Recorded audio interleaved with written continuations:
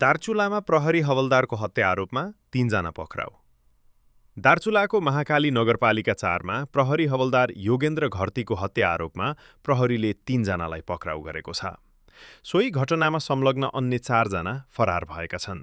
घरतीको हत्यामा संलग्न रहेको आशंकामा महाकाली नगरपालिका 4 बस्ने 20 वर्षीय दीपिका पाल, 21 वर्षीय पायल लोहार र सुरेन्द्र बमलाई पक्राउ गरिएको सुदूरपश्चिम प्रदेश प्रहरी कार्यालय धनगढीका प्रवक्ता प्रहरी वरिष्ठ उपरीक्षक एसएसपी पदमबहादुर विष्टले जानकारी दिए। उनका अनुसार घटनामा संलग्न तथा सहयोगीको भूमिका खेलेका अन्य 4 जना भने फरार भएका छन्। फरार हुनेमा अस्मिता बियर बारका सञ्चालक आशिक पाल, उनकी जेठी श्रीमती लक्ष्मी बडु, भाइ मनिष पाल र सब व्यवस्थापनमा सहयोग गर्ने राजेन्द्र डडाल रहेका छन्। पक्राउ परेकी दीपिका भने आशिक पालकी कान्छी श्रीमती भएको प्रहरीले जनाएको छ।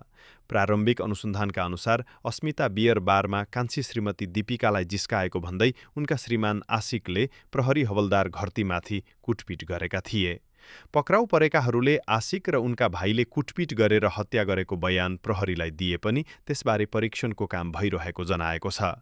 एसएसपी विष्टका अनुसार घरतीको टाउकोमा धारिलो हतियार प्रहार गरिएको पाइएको छ। घटनापछि फरार रहेकाहरूको खोजी कार्य भइरहेको छ भने घटनाबारे थप अनुसन्धान जारी रहेको प्रदेश प्रहरी कार्यालयले जनाएको छ।